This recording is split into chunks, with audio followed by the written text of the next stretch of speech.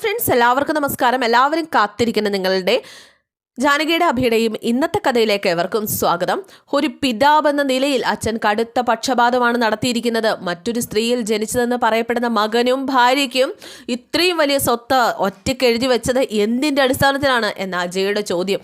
അമലാണെങ്കിൽ അജയേട്ടൻ എന്താ ഇങ്ങനെയായി പോയത് എന്ന് പോലും തെറ്റിദ്ധരിച്ചു പോവുകയാണ്. എന്തായാലും അച്ഛൻ ഈ പ്രായത്തിൽ DNA ടെസ്റ്റിന് പോയാൽ മാത്രമേ അച്ഛൻ്റെ മകനാണെന്ന് പോലും തെളിയിക്കാൻ പറ്റുള്ളൂ. ഇത്ര വൃത്തികെട്ട മനസ്സാണല്ലോ അജയുടേതെന്ന് ഓർത്ത് നിരഞ്ജന പോലും എന്നിങ്ങനെ വെച്ച് പോവുകയാണ്. അമലും അപർണയാണ് ഇതൊക്കെ കേട്ട് ചിരിച്ചുകൊണ്ടിങ്ങനെ നിൽക്കുക. ഒരു മകൻ അഡ്വക്കേറ്റ് ആണെന്ന കാര്യം അച്ഛനങ്ങ് മറന്നുപോയി. അജയ് ആവശ്യമില്ലാത്ത കാര്യങ്ങൾ വെറുതെ ഇതിൽ വലിച്ചഴക്കല്ലേ അജയ് എന്ന് നിരഞ്ജന ഇങ്ങനെ പറയുക. അത് ഈ കുടുംബത്തെ ബാധിക്കും. അജയ് അതെന്താ മനസ്സിലാക്കാത്തത്? അപ്പോഴേക്കും അപർണ സപ്പോർട്ട് ചെയ്യുകയാണ്. അജയ് പറഞ്ഞത് ശരിയായ കാര്യങ്ങൾ തന്നെയാണ്. നിയമപരമായിട്ട് മക്കൾക്ക് ചോദ്യം ചെയ്യാനുള്ള അവകാശമുണ്ട്. അപ്പോഴേക്കും അമല് ദേഷ്യപ്പെടുവാണ് കേട്ടോ. വേണ്ട അജയേട്ടാ, മതി, നിർത്ത്. നീ നിൻ്റെ അഭിയേട്ടനോട് എന്ന് പറയടാ. ചതിക്ക് ചതി, തിരിച്ചടി. അച്ഛനെ കോടതി കയറ്റണ്ടെങ്കിലേ ചെയ്ത തെറ്റ് തിരുത്താനായിട്ട് പറ അങ്ങോട്ട് എന്നും പറഞ്ഞ് അജയ് പോവാണ് കേട്ടോ. നിരഞ്ജനയാണേ അജയ് എന്നും പറഞ്ഞ് പുറകെ. അപ്പോഴേക്കും അമല് ചോദിച്ചു, നിനക്ക് മതിയായല്ലോ അപർണ, ഈ കുടുംബം തകർത്താൻ നീ വന്നില്ലേ? നീ പറയാറില്ലേ ഞാൻ തമ്പിയുടെ മോളാണെന്ന്? അപ്പോൾ പിന്നെ തകർക്കണ്ടേ? എൻ്റെ അച്ഛൻ ആണൊരുത്തനാ. അച്ഛൻ ഇത്തരം വൃത്തികേടൊന്നും ചെയ്യില്ല. അളകാപുരിയുടെ അടിത്തറ ഇളകി തുടങ്ങിയെന്ന പേടിയുണ്ടെങ്കിൽ എടുത്തു വെച്ച ആണിക്കല്ലിൻ്റെ പ്രശ്നമാണ് അമലെ, എൻ്റെ പ്രശ്നമല്ല. എന്തായാലും വൈകുന്നേരം ഫുഡ് കഴിക്കുന്ന സമയത്ത് അമൽ ഒഴിച്ച് ബാക്കി എല്ലാവരും എത്തിയിട്ടുണ്ട്. നമ്മുടെ അഭിയും ജാനകിയൊന്നും ഇല്ല കേട്ടോ. അജയും നിരഞ്ജനയും മുത്തശ്ശിയും നമ്മുടെ അപർണയും എത്തിയിട്ടുണ്ട്. അമൽ എവിടെയെന്ന് ചോദിച്ചപ്പോഴേ എനിക്കറിയാൻ പാടില്ല എന്ന് അപർണ. അപ്പോഴാണ് അമൃത അമ്മയെ കൂട്ടിക്കൊണ്ട് വന്നത്. അമ്മി നിർബന്ധിച്ച് അവിടെ ഇരിക്കാനായിട്ട് പറയുന്നത്. അപ്പോൾ എല്ലാവരും പ്രഭാവതിയോട് നീ ഇരിക്കുക പ്രഭാവതി, നീ പട്ടിണി കിടന്നിട്ട് എന്താ കാര്യം, നീ ഇരിക്കുക കഴിക്കുക എന്നൊക്കെ പറയുകയാണ്. അങ്ങനെ പ്രഭാവതി അവിടെ ഇരുന്നു. അമ്മേ, ദിവസങ്ങൾ കടന്നു പോകുന്നതല്ലാതെ ഒരു തീരുമാനമൊന്നും ഇതുവരെ ആവുന്നില്ലല്ലോ. അമ്മയുടെ മകനൊരു മാനസാന്തരം വരുമെന്ന് എനിക്ക് തോന്നുന്നില്ല അമ്മേ. എന്തായാലും അതിന് അമ്മയെ മാത്രമേ ഞാൻ കുറ്റം പറയുള്ളൂ. എപ്പോഴും അച്ഛനോട് മുഖാമുഖം സംസാരിക്കാനായിട്ട് കൂട്ടാക്കുന്നില്ലല്ലോ. എന്താ ചെയ്യുക? എന്തായാലും അമ്മയല്ലല്ലോ തെറ്റുകാരി. എന്തായാലും അമ്മയ്ക്ക് നീരസമാണ്, അല്ലാതെ അഭിയേട്ടനോടൊരു ഇഷ്ടക്കേടും അമ്മയ്ക്കില്ല. അച്ഛനത് അമ്മയോട് പറയാത്തതിൻ്റെ നീരസം മാത്രമേ ഉള്ളൂ, അല്ലാണ്ട് നിങ്ങൾ കരുതുന്ന പോലെ ഒന്നും അല്ല എന്നൊക്കെ നിരഞ്ജന ഇങ്ങനെ അജയെ പറഞ്ഞ് മനസ്സിലാക്കാനായിട്ട് ശ്രമിക്കുക കേട്ടോ. അല്ലെന്ന് അമ്മ പറയട്ടെ എന്ന് പറഞ്ഞപ്പോൾ പ്രഭാവതി മിണ്ടുന്നില്ല. അമൃത പറഞ്ഞത് സത്യമാണ്, അമ്മ തന്നെ അത് പറയുകയും ചെയ്തതാ. അച്ഛൻ അമ്മയോട് ആദ്യമേ ഈ വിവരം പറഞ്ഞിരുന്നെങ്കിൽ നിങ്ങൾ എന്തൊക്കെ ചെയ്താലും ഈ ഇതൊന്നും വിലപ്പോവില്ലായിരുന്നു. അപ്പോൾ അപർണ കുത്തുവാണ് കേട്ടോ ഇടയ്ക്ക്. ഇനിയെങ്കിലും നിൻ്റെ മക്കൾക്ക് വേണ്ടിയിട്ട് ജീവിക്കുക. നീ ഉണർന്ന് പ്രവർത്തിച്ചിരുന്നെങ്കിൽ അഭി ഇത്രയ്ക്ക് വളരില്ലായിരുന്നു. ജാനകി ഇവിടുത്തെ വീട്ടുപണിക്കാരി ആയാനെ. ഞാൻ അതിന് ശ്രമിച്ചപ്പോൾ നീ അവളെ മരുമകളായിട്ട് വാഴിച്ചു.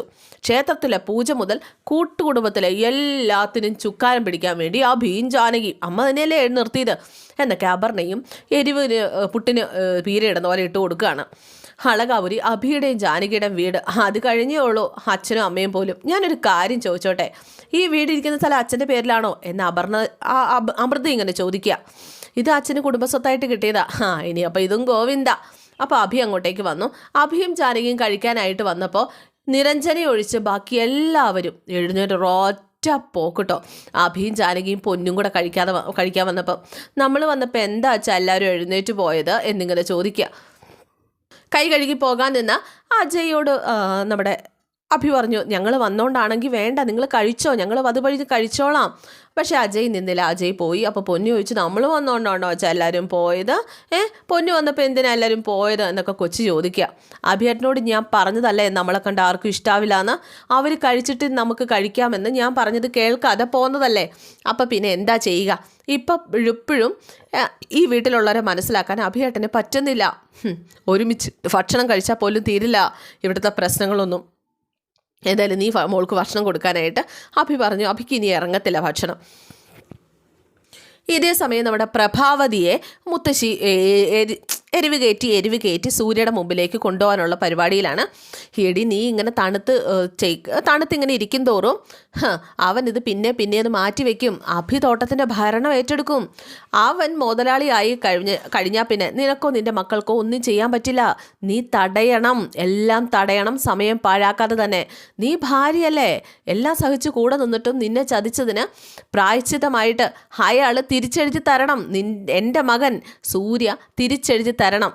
എന്തായാലും നീ വെല്ലുവിളിക്ക്, അവൻ അത് ചെയ്തില്ലെങ്കിൽ അഭിമകനല്ല എന്ന് നീ പുറം ലോകത്തെ അറിയിക്കുമെന്ന് നീ വെല്ലുവിളിക്കുന്നു പറയടി എന്നൊക്കെ പറഞ്ഞ് വിടുക. കഥയില്ലാത്തവള്, ഇവളുടെ സ്ഥാനത്ത് ഞാനായിരുന്നെങ്കിൽ ഈ വീട് നിന്ന് കത്തിയാനെ എന്ന് മുത്തശ്ശി ഇവളങ്ങ് പ്രഭാവതി അങ്ങ് പോയി കഴിഞ്ഞപ്പോഴേക്കും അവിടെ നിന്ന് ഇങ്ങനെ മനസ്സിലിങ്ങനെ ഓർക്കുക. എന്തായാലും പ്രഭാവതി ചൂട് കയറി സൂര്യനാരായണൻ്റെ അരികിലെത്തി. ഈ കുടുംബം സമാധാനപരമായിട്ട് മുന്നോട്ട് പോകണമെന്ന് നിങ്ങൾക്ക് ആഗ്രഹമില്ലേ? നിനക്കങ്ങനെ ഒരു ആഗ്രഹമില്ല പ്രഭേ. എന്നെ തിരുത്താൻ വേണ്ടിയിട്ട് മക്കൾക്കിടയിൽ ഒരു ചട്ടകമായിട്ട് മാറിയിരിക്കുകയാണോ നീ? അഭിയെങ്കിലും മനസ്സിലാക്കാൻ നിനക്ക് എന്തുകൊണ്ട് കഴിഞ്ഞില്ല? എങ്ങനെ നിനക്ക് ഇത്ര പെട്ടെന്നൊരു മാറ്റം വന്നു? ഞാൻ ശ്രമിക്കുന്നത് പ്രശ്നമില്ലാതെ ഈ കുടുംബം മുന്നോട്ട് പോകാൻ വേണ്ടിയിട്ടാണ്. ഞാൻ അഭിയെ കണ്ടത് എങ്ങനെയാണെന്നൊന്നും നിങ്ങൾ പറയണ്ട. ഇന്നലെ വരെ ഞാൻ അഭിയെയാണ് ആദ്യം മകനായിട്ട് കണ്ടത്. അഭിയെ കണ്ടുപഠിക്കാനേ ഞാൻ എൻ്റെ മക്കളോട് പറഞ്ഞിട്ടുള്ളൂ. മാതൃക പോലും അഭിയായിരുന്നു. നിങ്ങളുടെ അമ്മ അഭിയെ ലക്ഷ്യം വെച്ച് ഓരോ കുത്തുവാക്ക് പറയുമ്പോൾ എൻ്റെ മകനാണെന്ന് പറഞ്ഞവളാണ് ഞാൻ. എന്നിട്ട് നിങ്ങൾ ചെയ്തത് നിങ്ങൾക്ക് മനസ്സിലായില്ലല്ലോ ഞാൻ ഈ ചെയ്തതൊക്കെ നിങ്ങൾക്ക് വേണ്ടിയാണ്. അത് അഭിയോടുള്ള സ്നേഹം കൊണ്ടായിരുന്നില്ല. നിങ്ങൾ പക്ഷേ എന്നെ മറ്റൊരാളായിട്ട് കണ്ടു. നമ്മുടെ മനസ്സൊന്നാണെന്ന് ഞാൻ വിശ്വസിച്ചു. പക്ഷേ നിങ്ങളത് അതിർവരമ്പുണ്ടാക്കി വെച്ചു. നിങ്ങളുടെ മാത്രം മകനായിട്ട് നിങ്ങളുടെ അഭിയെ നിങ്ങൾ മനസ്സിൽ സ്ഥാപിച്ചു. ഞാൻ ചെയ്യുന്നതൊക്കെ വെറും പൊട്ടിയുടെ കടമ. നിഷേധിക്കാൻ കഴിയുമോ നിങ്ങൾക്ക്? ഉത്തരവില്ലാതെ നിൽക്കുക സൂര്യനാരായണൻ. ഒരു മകനെയും കൊണ്ട് നിങ്ങളുടെ മുന്നിലേക്ക് എൻ്റെ മുന്നിലേക്ക് നിങ്ങൾ വന്നതുപോലെ ഞാൻ 3 മക്കളെയും കൊണ്ട് നിങ്ങളുടെ മുന്നിലേക്ക് വന്നതല്ലല്ലോ. 3 പേരും നിങ്ങളുടെ മകൻ തന്നെയല്ലേ. മക്കൾക്ക് അച്ഛനുള്ള വിശ്വാസം നഷ്ടമായിരിക്കുന്നു. എത്ര കാലം നിങ്ങൾക്കിങ്ങനെ ജീവിക്കാൻ പറ്റും? മക്കൾക്കിടയിൽ ഇങ്ങനെ മക്കളുടെ ദാനത്തിലൊന്നും ജീവിക്കേണ്ട ഗതികേടൊന്നും ഈ സൂര്യനാരായണന് വന്നിട്ടില്ല, ഇനി വരികയുമില്ല. അതെ, ആധാരം റദ്ദ് ചെയ്യിപ്പിച്ചാൽ തോൽക്കുന്നത് വിശ്വനാഥൻ്റെ മുമ്പിലാണ്. അവൻ എന്നെ തകർക്കാൻ പറ്റില്ല എന്ന് എനിക്ക് തെളിയിച്ചു കൊടുക്കണം. അഭിക്ക് വേണ്ടി നീ എന്തെങ്കിലും ത്യാഗം സഹിച്ചിട്ടുണ്ടെങ്കിൽ ഇന്നീ കാണുന്നതെല്ലാം അവൻ പ്രത്യുപകാരമായിട്ട് തിരിച്ചു തന്നെന്ന് കരുതിയാൽ മതി. അവൻ വളർത്തി വലുതാക്കി നമുക്ക് തന്നതാണ് ഈ സൂര്യപ്രഭ ഓർഗനൈസേഷൻ എന്ന് പറയുന്നത്. ഒരു പിടി മണ്ണിന് വേണ്ടി വാശി പിടിക്കാതെ ഇതൊരു നഷ്ടക്കച്ചവടം അല്ല എന്ന് പ്രഭം സ്വന്തം മനസ്സിനെ പറഞ്ഞ് മനസ്സിലാക്കാൻ ശ്രമിക്കുക എന്ന് സൂര്യനാരായണൻ. എന്നിട്ട് പൊക്കോളാൻ പറഞ്ഞു അവളോട്. ദേഷ്യത്തോടു കൂടി പ്രഭാവതി അങ്ങ് പോവുക. ഇനി അഭിയോടാകും ദേഷ്യം മൊത്തം. എന്തായാലും പിറ്റേ ദിവസം രാവിലെ സൂര്യനാരായണന് ചായയൊക്കെ ആയിട്ട് വരികയാണ് ജാനകി. അപ്പം വെളുപ്പിനെ ഒന്ന് മയങ്ങിയത്, അതുകൊണ്ട് നല്ലൊരു ക്ഷീണം, അത് മുഖം കണ്ടാൽ അറിയാം എന്ന് ജാനകി ഇങ്ങനെ പറയാണ്. അപ്പം ഉറങ്ങാൻ താമസമല്ലേ, അതുകൊണ്ടാണ് ഈ മുഖത്ത് ഇത്രയും ക്ഷീണം എന്ന് പുള്ളിക്കാരന് പറയുക. ഉറങ്ങാനേ പറ്റുന്നില്ല. ഞാനും പ്രഭയും വേർപിരിഞ്ഞ് കഴിഞ്ഞ ദിവസം കല്യാണത്തിന് ശേഷം ഉണ്ടായിട്ടില്ല. എപ്പോഴും അവൾ എന്നോടൊപ്പം ഉണ്ടായിരുന്നു. ഇപ്പോൾ എന്നെ തനിച്ചാക്കിയിരിക്കുന്നു. എൻ്റെ ഭാര്യ എന്നിൽ നിന്ന് അകന്നുകൊണ്ടിരിക്കുന്നു. ആ വിടവ് നികത്താനാവുന്നതല്ല. അപ്പം അച്ഛൻ ചെയ്തതും തെറ്റ് തന്നെയല്ലേ. അമ്മയെ അറിയിക്കാതെ ചെയ്യാൻ പാടില്ലായിരുന്നു. അറിയിച്ചില്ല എന്ന് കരുതി അത് പ്രഭയ്ക്ക് എതിർക്കാൻ പറ്റുമോ? ഞാൻ എൻ്റെ മനസ്സിനോട് ചോദിച്ചുകൊണ്ടിരിക്കുന്ന ചോദ്യമാണ്, എന്തിന് ഞാനത് ചെയ്തു എന്ന് പ്രഭയ്ക്ക് നന്നായിട്ട് അറിയാം. അവളോട് പറഞ്ഞില്ല എന്നത് അതൊരു വലിയ കുറ്റമാണെങ്കിൽ ഞാൻ തെറ്റുകാരൻ തന്നെയാണ് എന്നൊക്കെ സൂര്യനാരായണൻ ഇങ്ങനെ പറഞ്ഞപ്പോൾ അച്ഛനല്ല തെറ്റ് ചെയ്തത്, ഞാനാണ് എന്ന് ജാനകി. അപർണയെ ഞാൻ അജയ്ക്ക് വേണ്ടി ആലോചിക്കാൻ തോന്നിയ നിമിഷത്തെ ഞാനിപ്പോൾ ശപിക്കുകയാണ്. അപ്പം നിൻ്റെ തീരുമാനം തെറ്റായിരുന്നോ ശരിയായിരുന്നോ എന്ന് കാലം തെളിയിക്കേണ്ടതാണ്. എന്തായാലും ചെയ്യുന്നതൊക്കെ നല്ലതിനാണ്. അമ്മയും നീയും അങ്ങനെ കണ്ടാൽ മതി. പിന്നെ ഒരു അനീതിയായിട്ട് തന്നെ നീ അപർണയെ കാണണം. പിന്നെ ആരൊക്കെ എന്തൊക്കെ പറഞ്ഞാലും ഞാൻ ചെയ്തത് ശരിയാണെന്ന് ഞാൻ ഇപ്പോഴും വിശ്വസിക്കുന്നുണ്ട് എന്ന് സൂര്യനാരായണൻ പറയാം. അഭി ആരാണെന്ന് അറിഞ്ഞപ്പോൾ അവനെ അകറ്റി നിർത്താൻ ശ്രമിച്ചവരിൽ നിന്ന് ഞാൻ മനസ്സിലാക്കിയത് എൻ്റെ മനസാക്ഷിക്ക് മുന്നിൽ ഞാൻ തെറ്റുകാരനല്ല എന്ന് തന്നെയാണ്. നീ അവന് ധൈര്യം കൊടുക്കണം, കൂടെ ഉണ്ടാവണം. വിശ്വനാഥൻ നമ്മുടെ കുടുംബം നശിപ്പിക്കാൻ ഇറങ്ങി തിരിച്ചു കഴിഞ്ഞു. അവന് വേണ്ടി ഞാൻ ചെയ്തു കൊടുത്ത ഉപകാരങ്ങൾ അവൻ തിരിച്ചറിയുന്ന ഒരു നിമിഷം ഉണ്ടാകും, ഒരു ദിവസം ഉണ്ടാകും. ആരൊക്കെ എന്തൊക്കെ പറഞ്ഞാലും നീ അത് കാര്യമാക്കാൻ നിൽക്കണ്ട. ഇന്ന് പറയുന്നവർ നാളെ മാറ്റി പറയും. അതാണ് ഈ ലോകം. അപർണ മനസ്സ് തുറന്ന് നിന്നെ ഏട്ടത്തിന്ന് വിളിക്കുന്ന ഒരു കാലം വരും. അതോർത്ത് നീ പേടിക്കേണ്ട കാര്യമില്ല കേട്ടോ എന്നൊക്കെ പറഞ്ഞ് അവളെ സമാധാനിപ്പിക്കുകയാണ്. എന്തായാലും ജാനകി ഈ പ്രഭാവതിക്ക് അരികിലേക്ക് ചെല്ലാണ്. അമ്മേ, ഞാനിപ്പോൾ അച്ഛനെ കണ്ടിട്ടാണ് വരുന്നത്.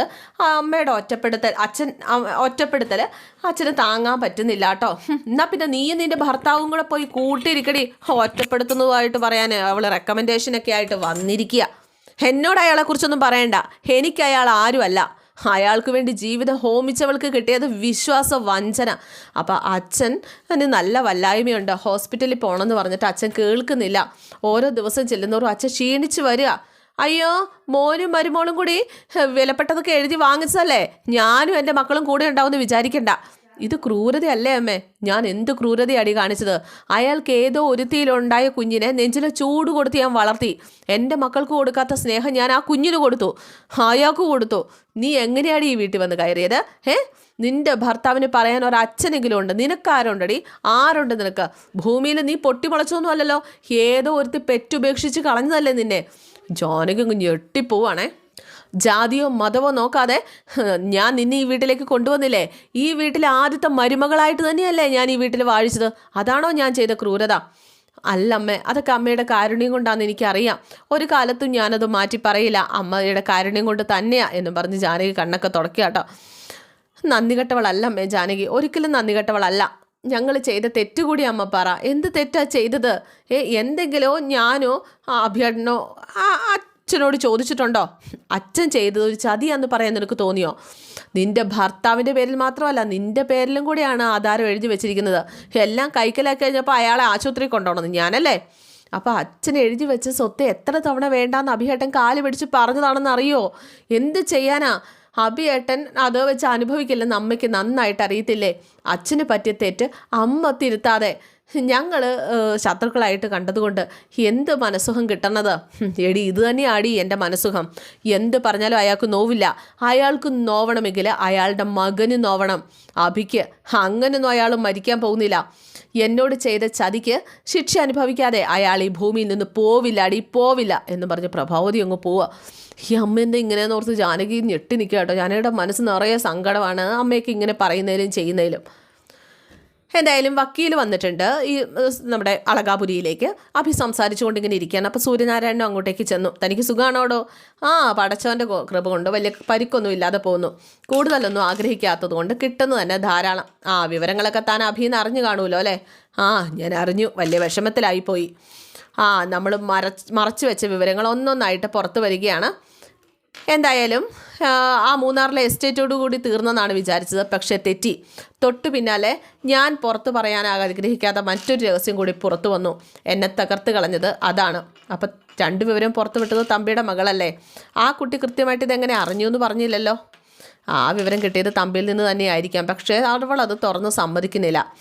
ആധാരത്തിൻ്റെ കോപ്പി പുറത്ത് പോകണമെങ്കിൽ സംശയിക്കാൻ എന്താ ഉള്ളത്? ഡേവിഡിൽ നിന്ന് തന്നെ ആയിരിക്കാം. എനിക്കിതിനിടയിൽ മുംബൈ യാത്ര പോകേണ്ടി വന്നു. അതുകൊണ്ട് ഹൈ റേഞ്ചിൽ പോകാനുള്ള സമയം കിട്ടില്ല. ഞാനൊന്ന് ഡേവിഡിനെ പോയി കാണാം എന്ന് വക്കീൽ പറയുക. കാര്യങ്ങൾ എങ്ങനെയാണ് സംഭവിച്ചതെന്ന് ചോദിക്കുക. അല്ല, ഈ ഡേവിഡ് തന്നെ ചതിച്ചതാകുമോ? അയാൾക്ക് തമ്പിയുമായിട്ട് അധികം കണക്ഷൻ ഉള്ളതായിട്ടൊന്നും എനിക്കറിയില്ല. സാറുമായിട്ട് ഉള്ള തമ്പിയുടെ പഴയ ശത്രുതയൊന്നും ഡേവിഡിന് അറിയില്ല. പിന്നെ എങ്ങനെ ആധാരത്തിൻ്റെ പകർപ്പ് സഹിതം പുറത്തു വന്നു എന്ന് അഭി ചോദിക്കുകയാണ്. എന്തായാലും ഇന്നത്തെ എപ്പിസോഡ് ഇവിടെ അവസാനിക്കുകയാണ്. എല്ലാവർക്കും ഇഷ്ടമായി എന്ന് വിചാരിക്കുന്നു. ഇഷ്ടപ്പെട്ടിട്ടുണ്ടെങ്കിൽ ലൈക്ക് ചെയ്യണം, കമൻറ്റ് ചെയ്യണം. പുതിയ ആൾക്കാരൊക്കെ കാണുന്നുണ്ടെങ്കിൽ സബ്സ്ക്രൈബും ചെയ്യണം. C you again. Thank you.